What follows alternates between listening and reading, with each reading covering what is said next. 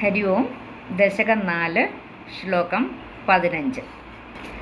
അർച്ചിരാദിഗതിമീദൃശീം വ്രജൻ വിച്യുതിം ന ഭജതേ ജഗത്പദേ സച്ചിദാത്മക ഭവദ്ഗുണോദയാൻ ഉച്ചരന്തമനിലേശ പാഹി മാം. സർവത്ര ഗോവിന്ദനാമ സങ്കീർത്തനം. ഗോവിന്ദ ഗോവിന്ദ. ഒന്ന് പിരിച്ചു നോക്കാം. അർച്ചിരാദിഗതിമീദൃശീം. അർച്ചിഹി ആദിഗതിം ഈദൃശീം. അർച്ചിഹി ആദിഗതിം ഈദൃശീം. അർച്ചിരാദിഗതിമീദൃശീം. ഈദൃശീം, മീദൃശീം എന്ന് വായിക്കരുത്. അർച്ചിരാദിഗതിമീദൃശീം വ്രജൻ വിച്യുതിം ന ഭജതേ ജഗത്പദേ സച്ചിദാത്മക ഭവത് ഗുണ ഉദയാൻ ഭവദ്ഗുണോദയാൻ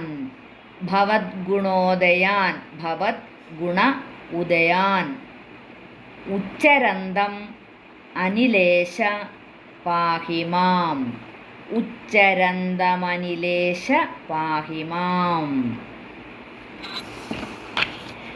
അർച്ചിരാദിഗതിമീദൃശീം വ്രജൻ വിച്യുതിം ന ഭജതേ ജഗത്പദേ സച്ചിദാത്മക ഭവദ്ഗുണോദയാൻ ഉച്ചരന്തമനിലേശ പാഹി മാം. സർവത്ര ഗോവിന്ദനാമ സങ്കീർത്തനം. ഗോവിന്ദ ഗോവിന്ദ. ശ്ലോകം 15. അന്വയോ അർത്ഥോ. ഹേ ജഗത്പദേ ഈദൃശീം അർച്ചിരാദിഗതിം വ്രജൻ. ആര്? യോഗി. ഹേ ജഗത്പദേ, അല്ലയോ ജഗദീശ്വര, അല്ലയോ ഗുരുവായൂരപ്പ, ഇപ്രകാരമുള്ള തേജോലോകാദിഗതിയെ പ്രാപിക്കുന്നവനായ യോഗി. ഹേ ജഗത്പദേ വിളിക്കുകയാണ്, ഗുരുവായൂരപ്പനെ വിളിക്കുകയാണ്. ഈദൃശീം അർച്ചിരാദിഗതിയും, ഇങ്ങനെയുള്ള തേജോലോകാദിഗതിയെ പ്രാപിക്കുന്നവനായ യോഗി. വിച്യുതിം ന ഭജതേ. വിച്യുതിം എന്നുവെച്ചാൽ പുനരാവൃത്തിയെ പ്രാപിക്കുന്നില്ല. വിച്യുതി ന ഭജതേ, പിന്നെ പ്രാപിക്കുന്നില്ല. സച്ചിദാത്മക അനിലേശ, ആ സച്ചിദാനന്ദ സ്വരൂപനായ അല്ലയോ ഗുരുവായൂരപ്പ, സച്ചിദാത്മക അനിലേശ ഗുരുവായൂരപ്പ, ഭവദ്ഗുണോദയാൻ ഉച്ചരന്തം മാം പാഹി.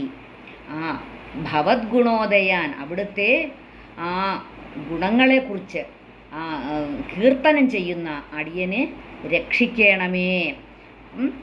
ഭവദ്ഗുണോദയാൻ ഉച്ചരന്തം മാം പാഹി. അപ്പം ഉച്ചരന്തം എപ്പോഴും അവിടുത്തെ ഗുണോത്കർഷങ്ങളെ കീർത്തനം ചെയ്യുന്ന അടിയനെ രക്ഷിക്കണമേ. ഭവദ്ഗുണോദയാൻ ഉച്ചരന്തം എന്ന് വെച്ചാൽ ആ ഗുണങ്ങളെ എങ്ങനെ കീർത്തനം, സ്മരണം, ഈ രണ്ട് രൂപമാണ് ആ ഭക്തിയെ കാണിക്കുന്നത്. അപ്പോൾ കീർത്തനവും സ്മരണവും ഒക്കെ വേണം. കീർത്തനം വേണമെങ്കിൽ ആ ഒരു സ്മരണം വേണമല്ലോ. ആ സ്മരണമില്ലാതെ നമുക്ക് കീർത്തനം സംഭവിക്കത്തില്ല. ഒരു മനസ്സിലൊരു രൂപം അല്ലെങ്കിൽ ഒരു ധ്യാനിക്കാനും എല്ലാത്തിനും നമുക്കൊരു രൂപം വേണമല്ലോ. അപ്പോൾ അതാണ് പറയുന്നത് ഭവദ്ഗുണോദയാൻ ഉച്ചരന്തം.